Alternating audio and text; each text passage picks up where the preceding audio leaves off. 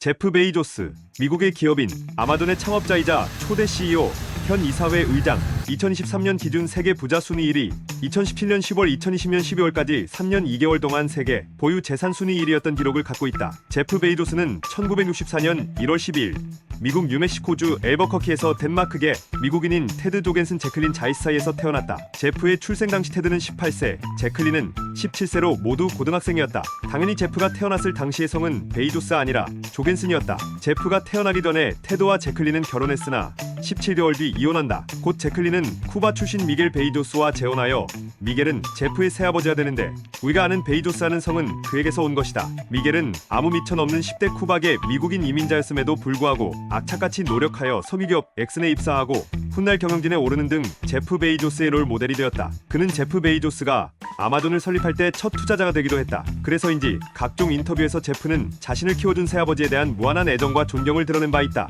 제프 베이조스에게 영향을 미친 또 다른 이는 외할아버지 프레스턴 자이스였다. 프레스턴 자이스는 젊은 시절 미국 국방부의 연구기관인 DARPA의 우주, 공학 및 미사일 방어 시스템 분야의 전문가로 일했으며 원자력위원회에서 활동하기도 했다. 제프 베이조스는 16살이 될 때까지 매년 여름 방학을 텍사스에 있는 외할아버지의 농장에서 보내었는데, 이때의 경험들이 기업가의 꿈을 키우는데 중요한 영양분이 되었다고 밝혔다. 외할아버지 농장 이후 그는 휴스턴의 리버오크스 초등학교에 입학했는데, 그곳에서 메인프레임 컴퓨터를 사용하면서 컴퓨터에 빠지게 된다. 그리고 컴퓨터 사용 시간의 대부분을 친구들과 스타트랙 게임을 하면서 보냈다고 한다. 한편으로는 초등학생 시절에 자기 방 출입문에 사이렌, 경보장치를 달아서 동생들이 들어오면 알람이 켜지게 하는 등 아이디어와 기술에 뛰어난 면모를 보이기도 했다. 그의 초등학교 시절 선생님의 평가는 대단히 총명하나 리더의 자질은 없다는 것이었다. 고등학생 시절에는 플로리다 대학에서 주최한 과학교육 프로그램에 참여해서 실버기사상을 수상하기도 했다. 플로리다주 마이애미시의 팔메토 고등학교를 수석으로 졸업한 베이조스는 물리학을 전공하기 위하여 프린스턴 대학교에 입학을 하게 된다. 그러나 양자역학을 배우면서 한계에 부딪히게 되는데, 당시 반에 30명 정도 있었는데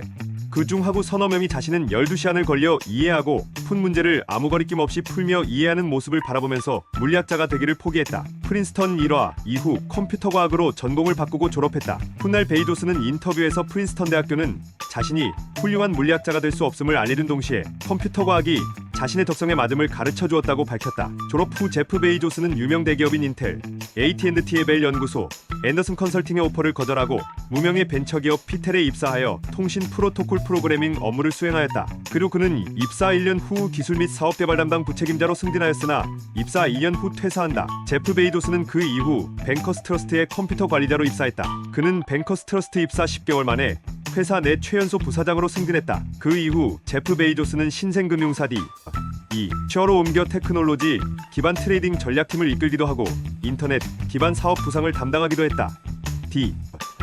셔 입사 1년 후 26세 최연소 부사장, 몇 해 후 수석 부사장이 된다. 그리고 그때 셔에서 같은 회사 연구원인 맥킨디 타트를 만나 1993년에 결혼했다. 그렇게 잘 나가던 그는 1994년 돌연 회사를 때려치우고 시애틀로 향했는데, 1994년 7월 그는 회사를 때려치우고 시애틀로 출발하게 된다. 그의 동행은 아내와 인터넷 서점이라는 창업 아이템이었다. 그는 친척과 친구들에게 $200만 창업 자금을 투자받았는데, 그 중에는 제프 베이조스의 아버지인 미겔 베이조스의 투자금도 있었다. 제프 베이조스는 자신의 아버지 미겔 베이조스에게 사업 성공 가능성을 30%라고 이야기한 후 아마존닷컴의 주식 58만 2,528주를 팔아 $10만 상당의 자금을 확보했다고 한다. 그 이후 1995년 7월 제프 베이조스는 시애틀 자신의 집 창고에서 3대의 워크스테이션을 가지고 아마존닷컴을 창업했다. 그리고 마침내 1995년 7월 16일에 사업을 개시한 아마존닷컴은 창업 일주일 만에 미국 전역과 전 세계 45개 도시에 서적을 판매하기 시작했고,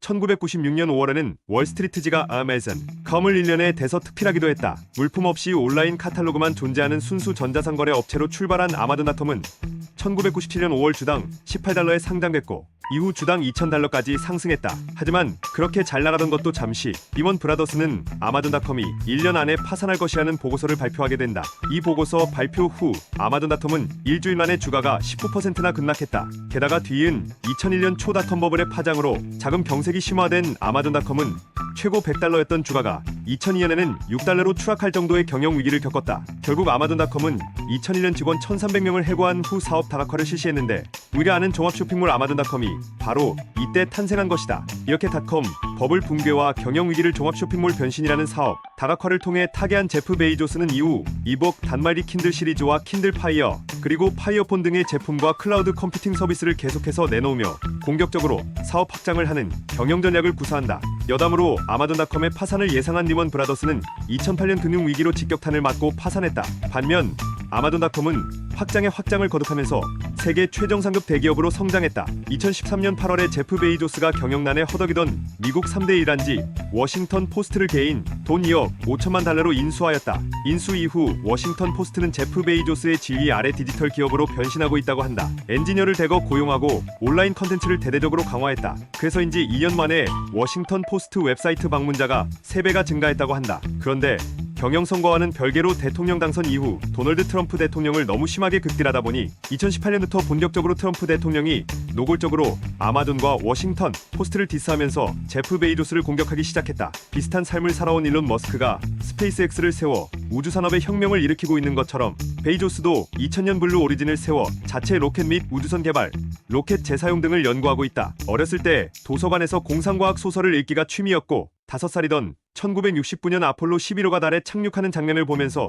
우주에 대한 관심을 키웠다. 고등학교 졸업식 때 연설하면서 친구들에게 마지막 개척지인 우주에서 만나자고 말할 정도였다 한다. 민간 사업자로서 ULA에 로켓 엔진을 납품하는 등 매우 건실한 행보를 보이지만 경쟁자 구도로 세워진 게 그 스페이스X인지라 아무래도 블루 오리진에 대한 관심은 덜한 편이다. 가장 관심을 많이 받는 건 재사용보다는 오히려 엔진 제품군인 B3와 B4. ULA의 러시아 엔진 의존을 멈춰줄 차세대 유망주들이 되시겠다. 2024년 달 착륙이 목표다. 발사체 재사용 기술 때문인지 스페이스X를 직접적으로 언급하지는 않지만 다분히 의식한 발언을 많이 하는 편이다. 물론 발언 후에는 넷상에 퍼져서 스페이스X와 비교되며 조롱당하는 처지이다. 실제로 스페이스X는 이미 수십 회 로켓 재사용과 유인 우주선 드래곤 V 비행에 성공하고 화성행 우주선까지 개발하고 있는 마당의 블루 오리진은 아직도 지구 궤도까지 못 닿았으니 게다가 아르테미스 계획에 사용될 달 착륙선도 스페이스X에게 뺏겼다. 2019년 1월 돌연 결혼 생활 25년 차인 아내 맥킨지와 이혼한다는 뉴스가 떴다. 원인은 베이조스의 외도로 베이조스가 거주하고 있는 워싱턴 주의법에 따르면 12년 이상 결혼을 지속했을 시 무조건 이혼 때 5,050으로 재산을 나누는 법에 따라 위자료를 받고 난 후에 맥킨지는 세계 4위의 여성 부자가 되며 추가로 베이조스가 가지고 있는 아마존 주식도 반토막 나서 경영권 보호에 위기가 올 수도 있다. 결국 맥킨지에게 최소 350억 달러, 한화 약 43조 원을 지급하기로 했다고 한다.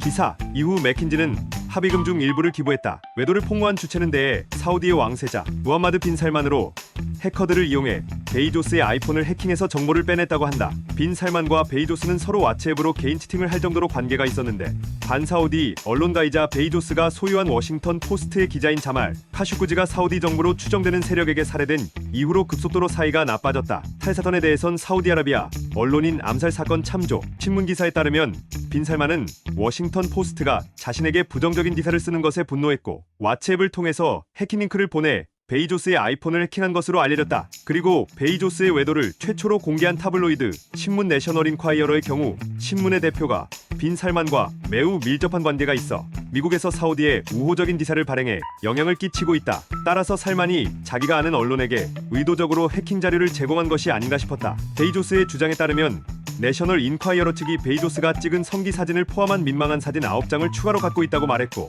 이 사건에서 정치적인 동기가 있거나 정치적 배후 세력이 있다고 볼만한 증거가 없다 라고 시인하지 않으면 사진을 뿌리했다고 협박했다. 베이조스는 협박에 순응하지 않았고 물론 나는 내 개인적인 사진이 발행되는 걸 원하지 않는다. 그러나 나는 협박, 정치적 편향, 정치적 공격과 부패 등 그들의 잘 알려진 행태에 관여하지도 않을 것이다 라고 답했다. 이 발표로 미국인들 사이에서 베이조스를 대하는 반응이 좋아졌고 기업 이미지는 훼손 없이 잘 넘어갔으며 사우디 정부의 이미지는 오히려 나빠졌다. 2021년 2월 아마존의 CEO직에서 물러나고 이사회 의장으로 직위를 변경하겠다고 발표하였다. 사실상 아마존의 경영 일선에서 은퇴한 것이라고 볼 수 있다. 후임은 그의 그림자라고 불려온 최측근 아마존 웹 서비스의 기획자이자 CEO인 앤디 제시가 맡기로 결정되었다. 실리콘밸리 CEO들의 전통답게 사내 이메일로 간단하게 CEO직 사퇴를 밝혔다. 2021년 7월 5일자로 CEO직에서 물러났다. 이날은 현지 시간으로 아마존 창업 27주년이 되는 날이다. 스페이스X의 자극을 받았는지 블루 오리진 우주 캡슐의 첫 유인 비행을 2021년 7월 20일 아폴로 11호의 달 착륙 기념일에 맞추어 계획하고 있으며 제프 베이조스 본인이 직접 탑승하겠다고 발표했다. 2021년 7월 20일 블루 오리진 우주 캡슐을 타고 우주 비행에 성공했다. 이 우주 여행에 동생 마크 베이조스를 포함한 3인과 동행했다. 82세인 월리 펑크는 1960년 당시 NASA의 우주 비행사 시험을 통과하도 여성이라는 이유로 우주인이 되지 못했다가 이번에 동행하며 최고령 민간 우주인의 영예를 안았고, 네덜란드의 물리학 예비 전공생인 18세 올리버 데이먼은 최연소 민간 우주인 겸 최초 유료 우주 관광객이라는 기록을 세웠다. 지구로 귀환하는데 성공한 직후 소감을 밝히는 인터뷰 자리에서 모든 아마존 직원들과 고객들에게 감사하고 싶다. 당신들이 이 모든 것을 지불했기 때문이다. 라고 말하였는데 평소 아마존닷컴 관련 논란과 맞물려 비판을 받았다. 2022년 1월 안티에이징을 연구하는 미국의 생명공학 스타트업 어우투스 랩스에 투자했다. 해당 라운드에서 무려 30억 달러 투자금을 조달했는데 역대 생명공학 기업이 조달한 최대 규모의 액수였기 때문에 더욱 화제를 몰았다. 아마존닷컴 문서의 논란 항목 참조. 그가 만든 아마존닷컴은 독점의 폐해를 여실히 보여준다는 지적이 끊이지 않는다. 물론 미국에는 반독점법이 존재하지만 아마존닷컴은 이를 ATI 승인으로 우회한다. 가장 악명 높은 사건은 베이조스가 고안한 다들 프로젝트이다. 제프는 직원들에게 산업을 지배하는 방법을 자연의 생존 방식에 대입하며 치타는 연약하고 병든 다들부터 사냥한다 라고 주장했다. 이는 연약한 소규모 업체들에게 정해진 할인과 리베이트를 채우지 않으면 추천 항목에서 보이지 않게 하거나 매수 버튼을 삭제해버려서 매출을 급감시키는 것이다. 이 천재적이지만 잔혹한 방식으로 아마존은 점유율을 기하급수적으로 늘렸고 엄청난 가격 경쟁으로 경쟁 소매 업체들을 파산시켜 소매 시장에서 절대적인 존재가 되었다. 그리고 고객 점유율이 늘어나자 영세업체뿐만이 아니라 대형업체들도 가델이 되어 아마존을 거부할 수 없게 되었다. 이 정도면 거의 21세기판 록펠러로 불려도 손색이 없을 정도이다.